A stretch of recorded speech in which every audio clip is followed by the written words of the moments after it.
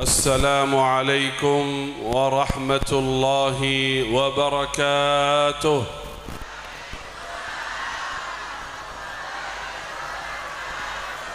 الحمد لله رب العالمين، الحمد لله حمدا كثيرا طيبا مباركا فيه.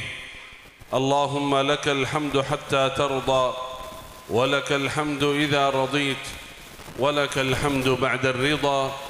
يا ربنا لك الحمد كما ينبغي لجلال وجهك وعظيم سلطانك. اللهم صل وسلم وبارك وأنعم على عبدك ورسولك نبينا وسيدنا وحبيبنا وشفيعنا محمد صلى الله وسلم وبارك عليه وعلى آله وأصحابه أجمعين. أما بعد. Bapak Ibu hadirin hadirat, saudara-saudariku yang dimuliakan Allah Subhanahu wa taala, yang kami hormati, kami muliakan pimpinan Ma'had Madinatul Ulum Kiai Haji Abdul Khaliq, barakallahu fi umrikum wa nafa'ana Allahu bi ulumikum. Yang kami hormati, kami muliakan dari aparat pemerintah, baik kecamatan, polisi, TNI, semua yang hadir, anggota DPR, Masya Allah hadir, Bapak Camat dan KUA, Ketua Majlis Ulama Indonesia dan seluruh asatiz tokoh masyarakat yang hadir, yang saya tidak bisa sebutkan nama satu persatu, tapi tidak mengurangi rasa hormat ta'zim kepada semua. Semoga ya Rab, semua yang hadir, Bapak Ibu, wali murid, santri Madinatul Ulum di majlis yang mulia ini, semoga ya Rab dimuliakan oleh Allah Subhanahu wa taala. Bersyukurlah kepada Allah di pagi hari ini menjelang siang hari ini kita sama-sama diberikan taufik, diberikan anugerah oleh Allah bisa hadir di majlis ilmu di Madinatul Ulum ini.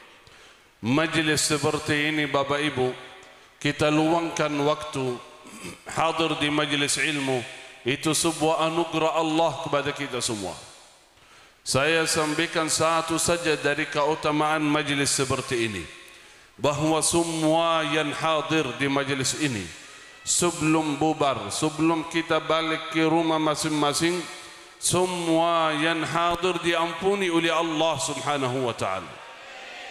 Bayangkan dalam hadis sahih Nabi sallallahu alaihi wasallam bersabda an Rabbih tabaraka wa ta'ala dalam hadis qudsi di akhir majlis, qumu maghfuran lakum, silakan berdiri, telah diampuni oleh Allah Subhanahu wa ta'ala. Semoga ya Rabb kita sama-sama yang hadir di majlis ilmu ini, dosa kesalahan kita diampuni oleh Allah Subhanahu wa ta'ala.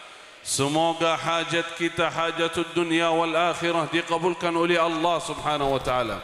Amin ya rabbal alamin.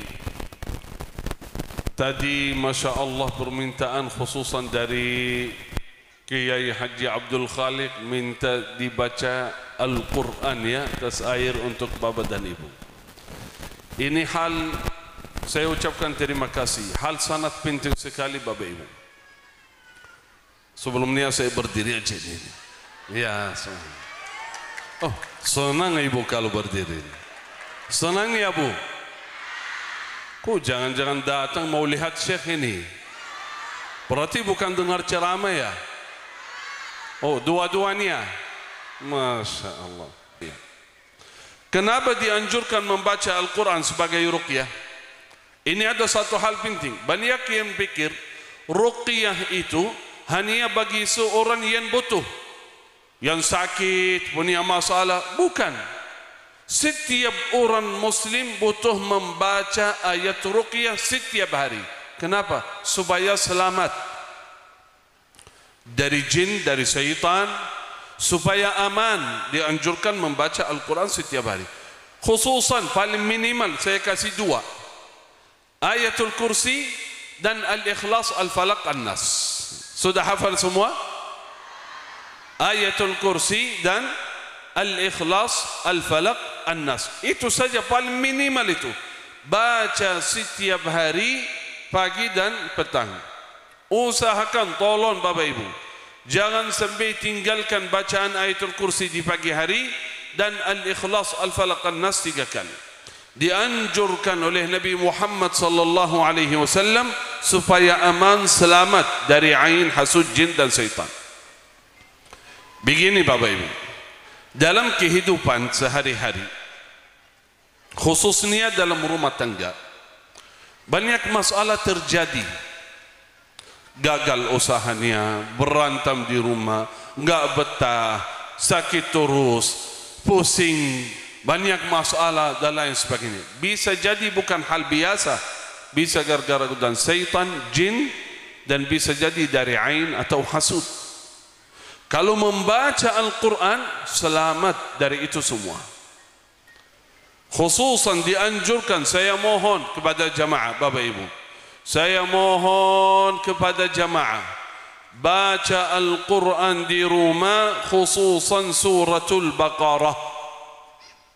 Khususan suratul Baqarah di rumah, baca dari awal sampai akhir, dari alif lam mim sampai la yukallifullahu nafsan illa. Kapan-kapan luangkan waktu di rumah, baca suratul Baqarah. Kenapa? Bukan saya yang minta tolong, bukan saya yang menyuruh jamaah, bukan saya yang usulkan, tetapi Rasulullah sallallahu alaihi wasallam bersabda dalam hadis sahih, qal iqra'u suratul Baqarah, bacalah suratul Baqarah, bacalah suratul Baqarah. Kenapa? Fa inna akhdaha barakah. Siapa yang menambil suratul Baqarah mendapatkan keberkahan. Kata ulama, nakiratun tufidul umum. Barakah apa? Barakah harta, barakah umur, barakah sihat, barakah keluarga, barakah usaha, barakah waktu. Apa saja yang kita harapkan diberkahi oleh Allah melalui wasilah suratul Baqarah. Bukan itu saja, qal wa tarkuha hasrah. Siapa yang enggak peduli, enggak pernah baca suratul Baqarah, enggak perhatian dengan suratul Baqarah, kata Rasulullah, hasrat dia, rugi, menyesal dia, karena menawarkan sesuatu yang luar biasa, keberkahan yang sangat luar biasa, tapi dia mengabaikan, tidak pernah menambil. Wala yastati'uha al-batalah, tidak kena madarrah. Orang yang punya suratul Baqarah enggak kena madarrah dari sihir, dari ain, dari jin, dari syaitan. Bahkan dalam riwayat sahih yang lain, Nabi sallallahu alaihi wasallam bersabda, innal baita, sesungguhnya rumah yang di dalamnya ada bacaan suratul Baqarah, syaitan kabur dari rumah tersebut, lari jauh dari rumah yang di dalamnya ada bacaan suratul Baqarah. Berarti aman, selamat dari jin dan syaitan. Kira-kira bisa enggak baca suratul Baqarah di rumah dari awal sampai akhir? Bisa enggak kira-kira? Bisa? Insya Allah. Tapi kalau mau baca, jangan lihat beberapa halaman dulu. Oh, nanti enggak jadi ini. Panjang sekali ini. Ya. Pernah enggak baca suratul Baqarah? Pernah enggak dari awal sampai akhir? Siapa yang pernah? Misal duduk sekaligus dalam waktu baca dari awal, enggak berhenti sampai akhir. Siapa yang pernah? Kenapa? Panjangnya. Kalau baca suratul Baqarah butuh waktu berapa lama? Kurang lebih. Coba lihat. Kurang lebih 2 juz lebih. Kurang lebih butuh waktu berapa lama? Saya kasih contoh. Karena saya kenal beberapa jamaah rutin setiap hari membaca suratul Baqarah. Saya kenal beberapa jamaah rutin setiap hari membaca suratul Baqarah sekaligus dari awal sampai akhir. Kemarin baru saya nelpon ke ibu di Madinah. Alhamdulillah, salah satu orang yang saya kenal baik, ibu saya yang baca suratul Baqarah tiap hari di rumah. Kemarin saya nelpon, ibu saya enggak angkat. Saya nelpon lagi sampai malam baru saya nelpon, di sana masih sore. Kok ibu, umi saya nelpon enggak angkat, sibuk ya? Iya, tadi saya setoran suratul Baqarah. Kok enggak baca ya? Enggak, udah saya setoran sama anak. Ibu berarti sudah hafal. Alhamdulillah ya, sudah hafal suratul Baqarah. Karena semakin tiap hari rutin membacanya, sudah hafal. Walaupun udah tua, mulai baru hafal suratul Baqarah. Karena setiap hari membacanya, jadi hafal suratul Baqarah. Rutin ibu saya suka membacanya. Kenapa? Supaya berkah, supaya aman, supaya sehat. Saya tanya berapa jamaah, kalau baca suratul Baqarah sekaligus, berapa kira-kira waktunya? Mereka menjawab kurang lebih 1 jam. Kalau bacaannya sudah lancar, sudah hadir. Misal bacaannya seperti ini. A'udzu billahi minasy syaithanir rajim. Bismillahirrahmanirrahim. Alif lam mim. Dzalikal kitabu la raiba fihi hudan lil muttaqin. الذين يؤمنون بالغيب ويقيمون الصلاة ومما رزقناهم ينفقون والذين يؤمنون بما أنزل إليك وما أنزل من قبلك وبالآخرة هم يوقنون أولئك على هدى من ربهم وأولئك هم المفلحون. Kalau bacanya seperti itu kurang lebih 1 jam.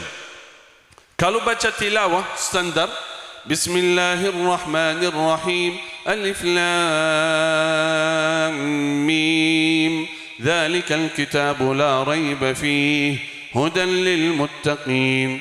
الذين يؤمنون بالغيب ويقيمون الصلاة ومما رزقناهم ينفقون والذين يؤمنون بما أنزل إليك وما أنزل من قبلك وبالآخرة هم يوقنون أولئك على هدى من ربهم وأولئك هم المفلحون. Kalau baca tilawah seperti ini kurang lebih 2 jam. Saya mau tanya Bapak Ibu, kurang lebih ada waktu yang kosong 1 jam atau 2 jam? Ada enggak dalam sehari?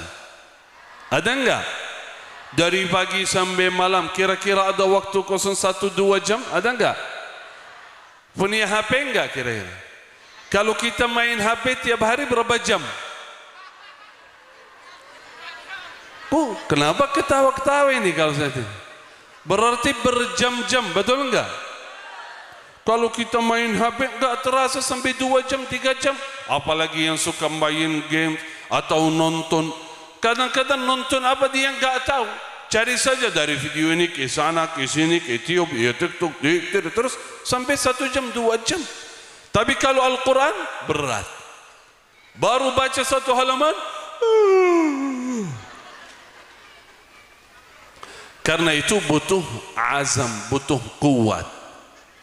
Kita yakin Bapak Ibu, wallahi kita sangat membutuhkan Al-Quran. Khususan suratul Baqarah. Saya mohon, khususan bagi jamaah yang punya masalah, punya hajat, punya harapan, punya cita-cita, baca Al-Quran. Hadirkan niatnya, baca suratul Baqarah. Baca suratul Baqarah sebagai ruqyah. Wallahi banyak orang yang sungguh sebelum dia putus asa, sudah ke mana-mana mencari obat supaya sembuh, enggak dapat. Tapi ketika membaca Al-Quran ayat ruqyah seperti suratul Baqarah, ayatul kursi, disembuhkan oleh Allah subhanahu wa ta'ala. Jangan yakin, karena Allah berfirman Al-Quran adalah syifa, menyembuhkan segala penyakit rohani maupun jasmani. Karena itu yang pertama, saya harap Bapak Ibu kapan-kapan luangkan waktu di rumah baca suratul Baqarah dari awal sampai akhir. Siap insyaAllah? Siap? Kalau boleh sekaligus, kalau belum bisa boleh bagi 2, boleh bagi 3, bagi 4, enggak apa-apa. Tapi usahakan kapan-kapan luangkan waktu baca dari awal sampai akhir. Boleh taruh air di depan, taruh air di depan, baca atas air itu simpan, minum, surah anak-anak kita minum, insya Allah menjadi barakah bagi kita semua. Amin ya rabbal alamin.